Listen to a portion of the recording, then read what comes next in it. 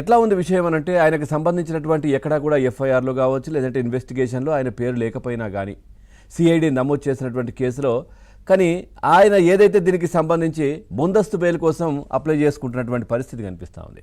మరి ఎక్కడా కూడా ఆయన పేరు ప్రస్తావించినప్పుడు ఆయన పేరు ఎక్కడా లేనప్పుడు ఎందుకు అంటే జనరల్గా చాలామంది చెప్తా ఉన్నారు గుమ్మడికాయల దొంగ అంటే భుజాలు తడుపుకునే విధంగా ఈ వైసీపీ నేతల తీరు అదే విధంగా ఉంటుంది అనేది. ఈయనే కాదు సజ్జల రామకృష్ణారెడ్డి కావచ్చు, గతంలో ఎవరైనా కానీ ముందస్తు బెయిల్ అంటే వాళ్ళు ఏం తప్పు చేశారో వాళ్ళకి తెలుసు, ప్రత్యేకించి మళ్ళీ చెప్పాల్సిన అవసరం లేదు. కాబట్టి ముందస్తు బెయిళ్ల కోసం వెళ్తున్నారనే చర్చ కూడా జరుగుతున్న పరిస్థితి. ఇటు ఏదైతే ముఖ్యంగా ఈ మద్యం కుంభకోణంకి సంబంధించి తాగిందంతా ఢిల్లీ పెద్దలు రాష్ట్ర ప్రభుత్వం కక్కించే ఆలోచనలో కూడా ఉన్నట్టుగా తెలుస్తోంది. ఇక ఏప్రిల్ 3 వరకు కూడా ఏదైతే మిథున్ రెడ్డి ఆయనకు ముందస్తు బెయిల్ అంటే దానికి సంబంధించి కావాలని అడిగారు. ఏప్రిల్ 3 వరకు కూడా అరెస్ట్ చేయొద్దంటూ కూడా ఏపీ హైకోర్టు దీనికి సంబంధించినటువంటి ఉత్తర్వులు అయితే ఇచ్చిన పరిస్థితి. ఇక పెద్దిరెడ్డికి చేతికి శస్త్రచికిత్స జరగడంతో ఆయన చూసేందుకు వచ్చే సమయంలో అరెస్ట్ చేసే అవకాశం ఉందంటూ వాదనలు కూడా మిథున్ రెడ్డి తరపు న్యాయవాది దాంట్లో వినిపించిన పరిస్థితి. మరి ఎక్కడా కూడా ఆయన ప్రస్తావన లేదు, కేసు లేదు, ఏమీ లేదు, ఎందుకు భయపడుతున్నారు అనే చర్చ ఒకవైపు.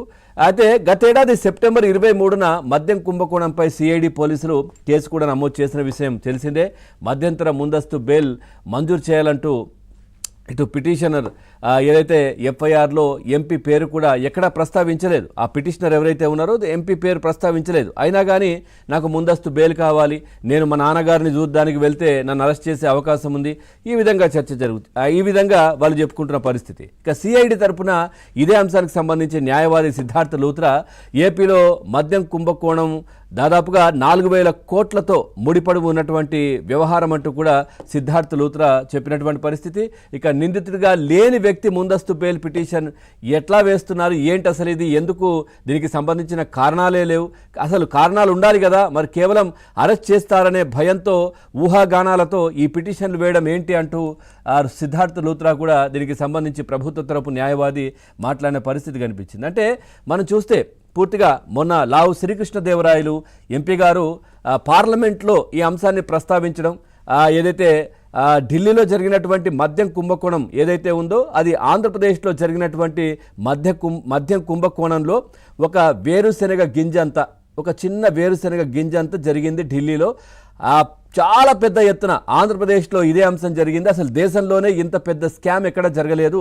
దాదాపుగా 99,000 కోట్ల రూపాయల ట్రాన్సాక్షన్స్ దీంట్లో జరిగితే మద్యం అమ్మకాలకు సంబంధించి దాంట్లో దాదాపుగా ఒక 30-40 వేల కోట్ల రూపాయలు అంటే దానికి సంబంధించి చాలా తక్కువ మొత్తంలో ఈ ఏదైతే యూపీఏ ద్వారా చెల్లింపులు కూడా జరిగినట్టుగా ఆయన చెప్పారు. పూర్తిగా నగదే తీసుకున్నారు దీంట్లో.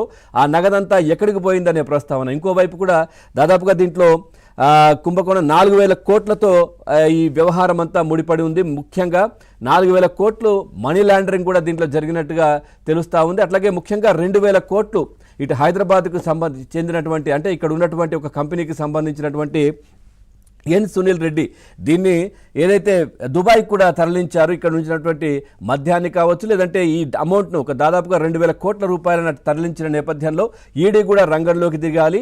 ఆ తర్వాత దీంట్లో మద్యం కుంభకోణం కూడా ఎంత పెద్ద ఎత్తున జరిగిందో పూర్తి ఆధారాలతో పాటు కూడా దాంట్లో ఆయన ప్రస్తావించడం జరిగింది. అట్లాగే ఈ సునీల్ రెడ్డి అంటే అందరికీ తెలిసి ఉంటుంది, అంటే ఏదైతే 2010-11 సమయంలో జగన్మోహన్ రెడ్డి అరెస్ట్ సమయంలో ఆ సమయంలో ఏదైతే ఉందో దానికి సంబంధించినటువంటి అంశాలు ఎవరికైనా తెలుసుంటే ఈ సునీల్ రెడ్డి అనే వ్యక్తి ఖచ్చితంగా వాళ్లకు పరిచయమే ఉంటారు. ఎందుకంటే అప్పుడు దీనికి సంబంధించి పూర్తిగా కూడా అమౌంట్ అంటే విదేశీ కంపెనీలు కావచ్చు లేదంటే వేరే కంపెనీల నుంచి కూడా షెల్ కంపెనీలను పెట్టడం, అందులోకి ఇన్వెస్టర్లను తీసుకురావడం, డబ్బులు పెట్టియడం, ఇవన్నీ కూడా ఈ లావాదేవీలు చేసినటువంటి వ్యక్తి ఈ సునీల్ రెడ్డి. అప్పుడు చాలా కీలకంగా ఉన్నారు ఆయన కూడా అరెస్ట్ అయ్యారు. సో ఇప్పుడు కూడా మళ్ళీ తెరపైకి వచ్చినటువంటి పరిస్థితి. ఇక్కడ నుంచి మనీ లాండరింగ్, విదేశాలకు డబ్బులు పంపించినటువంటి వ్యక్తి ఈయనే. సో ఇవన్నీ కూడా బయటకు తీస్తున్న పరిస్థితి.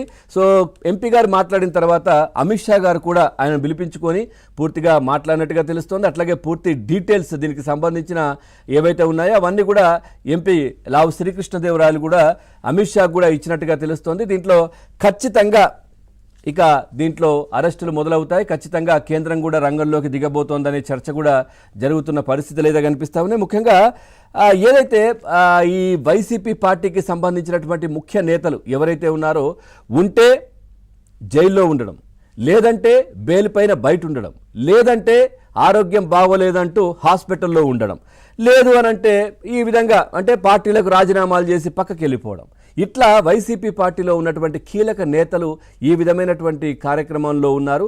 మరి వైసీపీ పార్టీ కూడా వెంటిలేటర్ పైన ఉంది అనే చర్చ కూడా జరుగుతూ ఉంది. మరి దీనికి సంబంధించి ముఖ్యంగా ఈ మద్యానికి సంబంధించినటువంటి లింక్స్ అంతా కూడా తాడేపల్లి ప్యాలెస్లోనే కనిపిస్తూ ఉన్నాయి. ఇవన్నీ అమౌంట్కు సంబంధించిన అకౌంట్స్ అంతా కూడా అక్కడే సెటిల్ అయ్యాయి. సో ఖచ్చితంగా తాడేపల్లి ప్యాలెస్ను కూడా టచ్ చేసే అవకాశం ఉంది. ఈడీ కావచ్చు, లేదంటే సిబిఐ కానీ అనే చర్చ కూడా జరుగుతున్న పరిస్థితులు అయితే కనిపిస్తూ ఉన్నాయి. ఓవరాల్గా ఈ అంశాన్ని